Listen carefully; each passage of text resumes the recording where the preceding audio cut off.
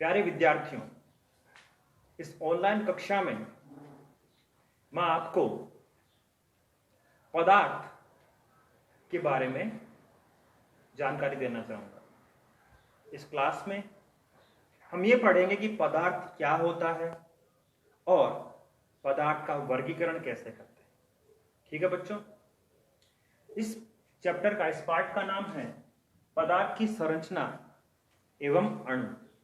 तो सबसे पहले हम पदार्थ क्या होता है इसकी चर्चा करते हैं। प्यारे बच्चों, पदार्थ, इसका दूसरा नाम द्रव्य भी है। किसे कहते हैं? सबसे पहले इसकी परिभाषा, ठीक है। तो पदार्थ इस पूरे ब्रह्मांड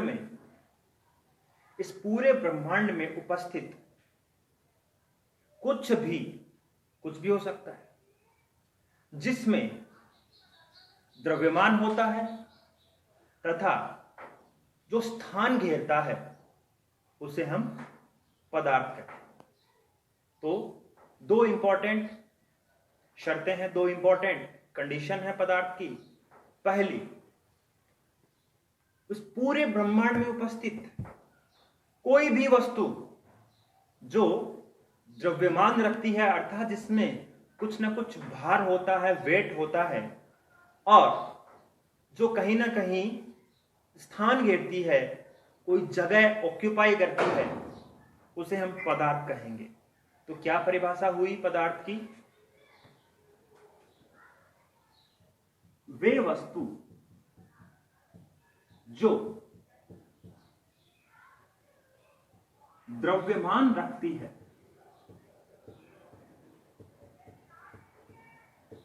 जो द्रव्यमान रखती है और स्थान घेरती है,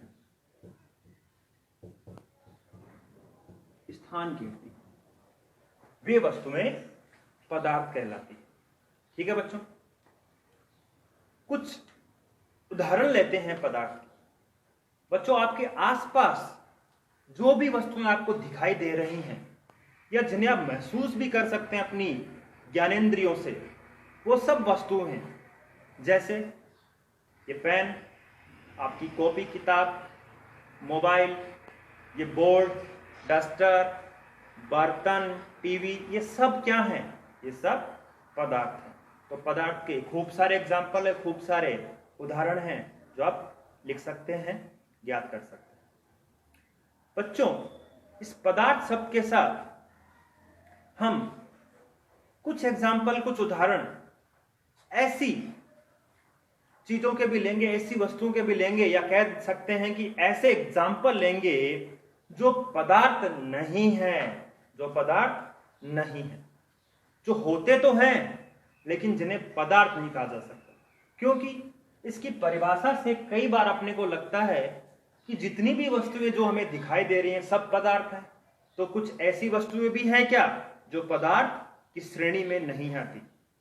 वस्तुएं तो नहीं, लेकिन ऐसे कुछ एग्जाम्पल, ऐसे कुछ उदाहरण जरूर है। जैसे मनुष्य की भावनाएं पदार्थ नहीं होती। भावनाओं से मेरा मतलब है, कोई मनुष्य दुखी है तो दुख, सुख, खुशी, ये सब चीजें पदार्थ नहीं होती। समझ आ रही बात? दूसरी बात, सनलाइट, सूर्य की किरणें, सूर्य की आने वाली धूप। बच्चों, सूर्य का प्रकाश पदार्थ की श्रेणी में नहीं आता, क्योंकि ना ही तो ये वेट रखता है, ना ही उसमें द्रव्यमान होता है। ऐसा तो नहीं होता कि हम सूर्य के प्रकाश में खड़े हैं तो हम कोई द्रव्यमान या कोई बोझ या कोई भार महसूस कर रहे हैं, नहीं, ऐसा नहीं होता। और ना ही सूर्य का प्रकाश कोई स्थान घेरता है। आप सोचोगे कि सूर्य का प्रकाश जहां गिर रहा है वो स्थान तो घेर ही रहा है। स्थान घेरने से मतलब है कि जहां सूर्य का प्रकाश गिर रहा है, क्या हम उस स्थान पर कोई दूसरी वस्तु रख सकते हैं? बिल्कुल रख सकते हैं, क्योंकि सूर्य का प्रकाश स्थान नहीं घेरता। तो मनुष्य की भावनाएं, सूर्य का प्रकाश, अग्नि की किरणें, ये सब स्थान नहीं घेरती, ना इनमें द्रव्यमान होता है। तो ये कुछ एग्जाम्पल हुए, उदाहरण हुए जो वस्तुएं पदार्थ नहीं है, या जो उदाहरण जो पदार्थ नहीं है। बच्चों, पदार्थ की परिभाषा के बाद हम पदार्थ को वर्गीकृत करेंगे, पदार्थ को कई भागों में बांटेंगे। ठीक है, पहला जो वर्गीकरण है उसकी चर्चा करते हैं, पदार्थ का वर्गीकरण।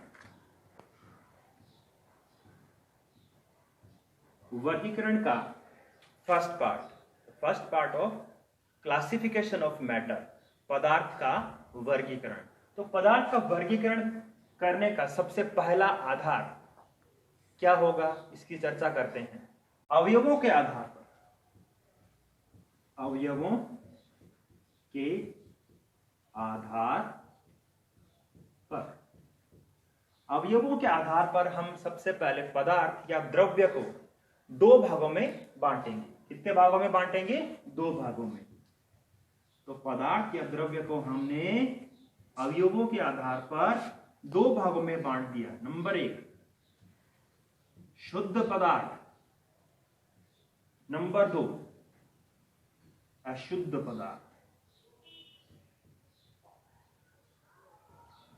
ठीक है, तो अवयवों के आधार पर हमने पदार्थ को दो भागों में बांटा, शुद्ध पदार्थ और अशुद्ध पदार्थ। अब इन दोनों के अंदर अंतर समझते हैं। शुद्ध पदार्थ ऐसे पदार्थ जिनमें केवल एक ही प्रकार का अवयव उपस्थित होता है, एक ही प्रकार के कण उपस्थित होते हैं, उन्हें क्या कहेंगे? शुद्ध पदार्थ। और ऐसे पदार्थ जिनमें एक से अधिक प्रकार के या भिन्न भिन्न अवयव मिश्रित रहते हैं, मिले रहते हैं, जुड़े रहते हैं, उनको अपन अशुद्ध पदार्थ की श्रेणी में रखेंगे। ठीक है, तो शुद्ध पदार्थ की परिभाषा क्या होगी? वे पदार्थ जिनमें एक ही प्रकार के अवयव उपस्थित हों, एक ही प्रकार के अवयव उपस्थित हो। उदाहरण की बात करते हैं, जैसे गोल्ड या सोना, तांबा, लोहा, ऑक्सीजन। जो ऑक्सीजन हम श्वसन क्रिया में ग्रहण करते हैं, जो हमारे फेफड़ों तक जाते हुए हमारे ब्लड में या खून में जाकर के मिश्रित होती है, वो ऑक्सीजन, जिसको अपन O2 से भी दर्शा सकते हैं। इसके अलावा नाइट्रोजन, नाइट्रोजन का सिंबल भी N2 होता है। अपने वातावरण में सर्वाधिक मात्रा में पाई जाने वाली गैस है नाइट्रोजन। ठीक है, तो सोना, तांबा, लोहा या कह सकते हैं धातुएं, ऑक्सीजन, नाइट्रोजन आदि हैं गैसें। ठीक है, शुद्ध पदार्थ के अंदर ये आपके कुछ एग्जाम्पल हुए। इन सब में एक ही प्रकार के अवयव उपस्थित होते हैं, उन्हें हम शुद्ध पदार्थ की श्रेणी में रखते हैं। अब बात करते हैं अशुद्ध पदार्थ। तो बच्चों, इसकी परिभाषा क्या होगी? इसकी परिभाषा शुद्ध पदार्थ की तो क्या थी? एक ही प्रकार के अवयव। तो अशुद्ध पदार्थ वे पदार्थ होते हैं जिनमें एक से ज्यादा या एक से अधिक प्रकार के अवयव उपस्थित होते हैं, जिनमें एक से अधिक प्रकार के अवयव उपस्थित होते हैं। ठीक है, उदाहरण की बात करें तो उदाहरण जैसे यहां पर हमने धातुएं ली थी, यहां पर भी हम ऐसी धातु लेंगे जो शुद्ध नहीं है, जैसे कि मिश्रित धातु। क्या उदाहरण हुआ इसका? मिश्रित धातु। अब मिश्रित धातु क्या होती हैं? ऐसी धातुएं जो एक से अधिक प्रकार की धातुओं के संयोग से बनती है। हमारे घरों में कांसे के बर्तन उपयोग में लिए जाते हैं, तो जो कांसा है एक मिश्रित धातु है, कांसा। ठीक है, इसके अलावा हमारे घर में जो बर्तन उपयोग में लिए जाते हैं सामान्यतः वो स्टील से बने होते हैं। तो स्टील भी क्या है? एक मिश्रित धातु है, जिसमें लोहा, क्रोमियम आदि अन्य पदार्थ की धातुएं आपस में मिश्रित रहती है। तो कांसा हुआ, स्टील हुआ। ठीक है बच्चों, इसके अलावा हमारे चारों तरफ का वातावरण, इस वातावरण में बहुत सारी गैसें आपस में मिश्रित रहती है। Nitrogen, oxygen, chlorine, carbon dioxide, helium, neon आदि। तो अगला एग्जाम्पल क्या होगा? अशुद्ध पदार्थ का गैसों का मिश्रण। गैसों का मिश्रण। तो ये कुछ एग्जाम्पल थे शुद्ध और अशुद्ध पदार्थ के। अगले टॉपिक पर चलते हैं, पदार्थ का वर्गीकरण, सेकंड पार्ट। ओके बच्चों, पदार्थ का वर्गीकरण अपन सबसे पहले अवयव के आधार पर कर चुके थे, जिस आधार पर हमने दो भागों में पदार्थ को बांटा था। अब बात करते हैं पदार्थ या द्रव्य के वर्गीकरण का दूसरा भाग। ये जो वर्गीकरण है दूसरा, सेकंड, ये वर्गीकरण है पदार्थ की भौतिक अवस्था के आधार पर। भौतिक अवस्था के आधार पर, पदार्थ की भौतिक अवस्था के आधार पर इसे तीन भागों में बांटा गया है। कितने भागों में? तीन भागों में। कौन कौन से? चलिए बात करते हैं। नंबर एक, सबसे पहले बात करते हैं ठोस पदार्थ की, और उसके बाद बात करते हैं द्रव पदार्थ की, और अंत में गैस। तो भौतिक अवस्था के आधार पर पदार्थ को तीन भागों में बांटा गया है, ठोस, द्रव और गैस। ठीक है, चर्चा करते हैं इन तीनों की। उससे पहले मैं बता दूं कि आजकल पदार्थ की तीन अवस्थाओं के अलावा दो अवस्थाएं भी साथ में कंसीडर की जाती है। वैज्ञानिकों द्वारा पदार्थ की अवस्था 4 नंबर और पदार्थ की अवस्था 5 नंबर, इन दो अवस्थाओं पर भी कार्य किया जा रहा है। इन दोनों अवस्थाओं के नाम मैं आपको बता देता हूं।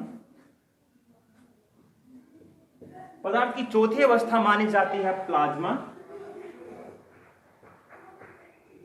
और पदार्थ की पांचवी अवस्था मानी जा रही है BEC, Bose Einstein condensate. Bose Einstein condensate. ये दोनों अवस्थाएं क्या हैं, इनका अध्ययन आप बड़ी कक्षाओं में करेंगे।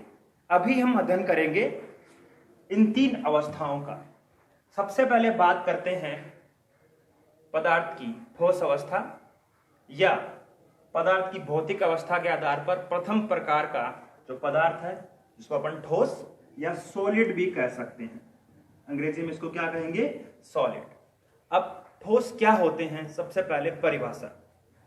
वे पदार्थ जिनका आकार व आयतन निश्चित होता है, जिनका आकार व आयतन निश्चित होता है, वे ठोस पदार्थ कहलाते हैं। तो इनको लिख सकते हैं अपन, आकार व आयतन निश्चित। आकार व आयतन निश्चित। तो ऐसे पदार्थ ठोस पदार्थ कहलाते हैं जिनके आकार और आयतन निश्चित होते हैं। जैसे मेरे हाथ में एक पेन है, इस पेन का आकार निश्चित है, ये कल भी ऐसा ही रहेगा जैसा आज है, और इसका आयतन, जो शेप या जो ये एरिया कवर कर रहा है, जितना क्षेत्र घेर रहा है, ये भी इसका नियत रहेगा, कोई परिवर्तन नहीं होगा। जैसा ये आज है वैसा ही कल रहेगा, अगर इस पर कोई अपन अलग से बाह्य बल प्रयोग ना करें। समझ में आ रही है बात? तो ऐसे पदार्थ ठोस पदार्थ होते हैं जिनका आकार व आयतन निश्चित होता है। उदाहरण बहुत सारे हैं ठोसों के, आप कई सारे उदाहरण ले सकते हैं, जैसे टेबल, मेज, ये बोर्ड, ठीक है, ये पेन, कॉपी, किताब, बहुत सारे एग्जाम्पल हैं। ये सब ठोस के उदाहरण हैं। कुछ एग्जाम्पल अपन लिख लेते हैं। टेबल, कुर्सी, फोन, पेन, किताब आदि। तो ये सब क्या है? ये ठोस पदार्थ के उदाहरण हैं। बात करते हैं बच्चों द्रव पदार्थ। द्रव पदार्थ क्या होते हैं? सबसे पहले बात करते हैं परिभाषा। वे पदार्थ जिनका आकार अनिश्चित होता है परंतु आयतन निश्चित होता है। तो क्या परिभाषा होगी? आकार अनिश्चित लेकिन आयतन निश्चित। कहने का तात्पर्य यह है कि जो शेप है, जो आकार है, ये कभी भी द्रव पदार्थों का निश्चित नहीं होता, फिक्स नहीं होता, लेकिन आयतन नियत रहता है। उदाहरण देकर समझते हैं इस बात को। द्रव के कुछ उदाहरण की बात करते हैं अपन, जैसे जल, दूध, तेल, अल्कोहल आदि। ये कुछ उदाहरण हैं। पानी को आप किसी गिलास में भरें तो उसका शेप, उसका आकार गिलास जैसा हो जाएगा। उसी पानी को अगर आप किसी कटोरी में लेते हैं तो उसका शेप, उसका आकार कटोरी जैसा हो जाएगा। और अगर आप किसी दूसरे अन्य पात्र में लें तो उसी पात्र जैसा उस द्रव का आकार हो जाएगा। परंतु आयतन निश्चित रहता है। जितना द्रव आपने गिलास में लिया उतना ही द्रव किसी अन्य पात्र में आपने लिया है, तो आयतन निश्चित रहता है। तो ये बात हुई द्रव की। तो वे पदार्थ द्रव पदार्थ कहलाते हैं जिनका आकार अनिश्चित जबकि आयतन निश्चित होता है। बात करते हैं तीसरे पदार्थ की अवस्था की, जो है गैस प्रावस्था।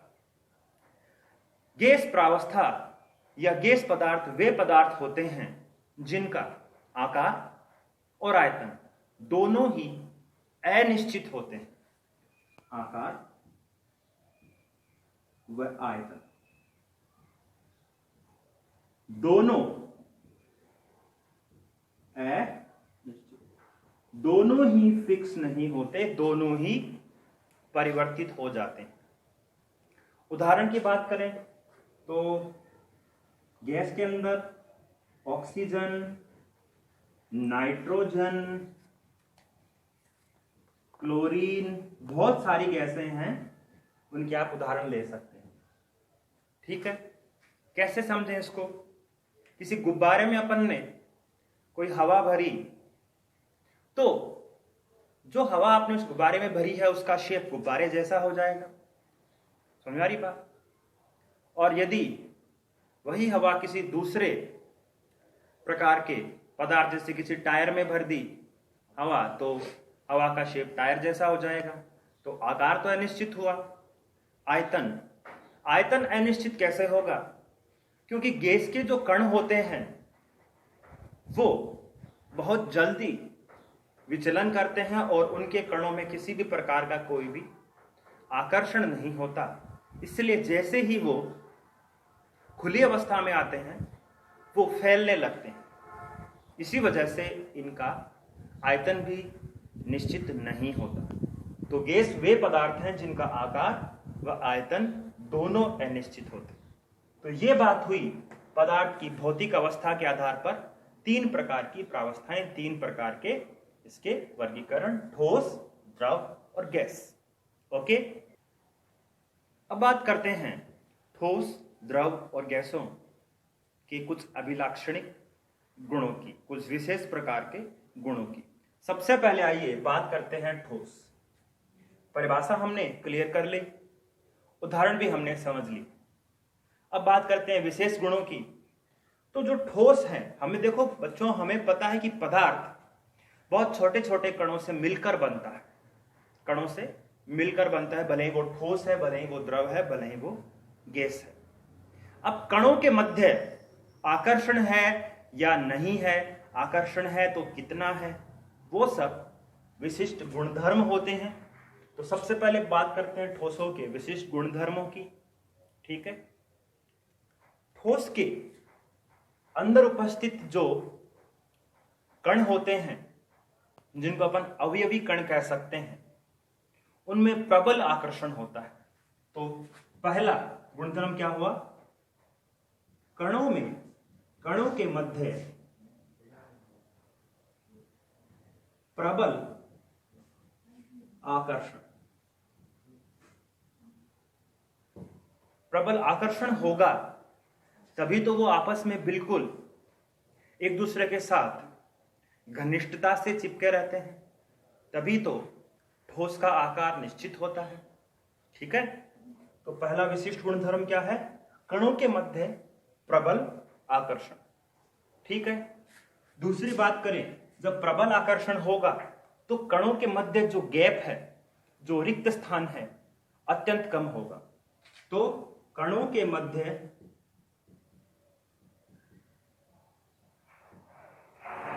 नगण्य रिक्त स्थान। रिक्त स्थान क्या होगा? नगण्य, बहुत ही कम, या कह सकते हैं जिसे गिना भी ना जा सके। कहने का मतलब है ठोस के अंदर जो उपस्थित कण होते हैं उनमें गैप नहीं होता, उनमें रिक्त स्थान कम होता है, इसी वजह से ठोसों का घनत्व उच्च होता है। तो अगला क्या होगा? उच्च घनत्व। उच्च घनत्व। ठीक है, इसके अलावा हम कह सकते हैं ठोस के कणों में विसरण नगण्य होता है। विसरण का मतलब अभी अपन ने बात की नगण्य रिक्त स्थान। क्यों? क्योंकि विसरण नहीं होता। कणों का विसरण का मतलब है कणों का अपनी जगह छोड़ करके हट जाना। ठोस के कण अपनी जगह ही नहीं छोड़ते, अपनी जगह पर निश्चित रहते हैं। तो क्या कह सकते हैं? कणों का विसरण नगण्य। कणों का विसरण क्या होता है? नगण्य। एक विशिष्ट और गुण की बात करें तो ठोस जो होते हैं सामान्यतः अपन कह सकते हैं, एक उदाहरण लेकर के ठोसों के विशिष्ट उदाहरण के बारे में बात करें तो अपन कह सकते हैं धातुएं। आघात वर्धनीयता। अगर ठोसों के ऊपर थोड़ा हल्का सा बल प्रयोग किया जाए, आघात किया जाए, तो ठोस के अंदर या उसके आकार में कुछ ज्यादा परिवर्तन नहीं आता। तो कह सकते हैं आघात वर्धनीयता। ये भी विशिष्ट गुण हुआ, आघात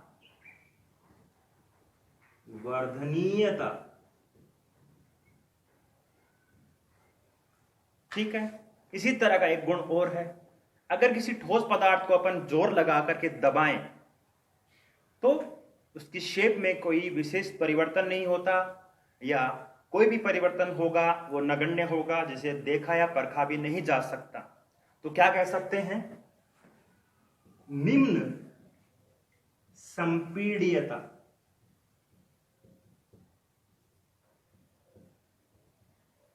संपीड़न नहीं होता ठोस पदार्थों का। तो ये कुछ बातें हुई ठोस पदार्थों के विशिष्ट गुणधर्मों की। जल्दी से रिवाइज करते हैं। कणों के मध्य प्रबल आकर्षण होगा, कणों के मध्य रिक्त स्थान बहुत ही नगण्य होगा, बहुत ही कम होगा, उच्च घनत्व होगा ठोस के कणों के मध्य, संपीड्यता बिल्कुल कम होगी, नगण्य होगी, दबाया नहीं जा सकता। विसरण, ठोस के कणों का विसरण नगण्य होगा, अर्थात ठोस के कण अपनी नियत जगह पर बने रहते हैं, अपनी जगह नहीं छोड़ते। और आघात वर्धनीयता, अगर ठोस के ऊपर आघात किया जाए, थोड़ा बल का प्रयोग किया जाए, फिर भी उसकी शेप में अधिक परिवर्तन नहीं हो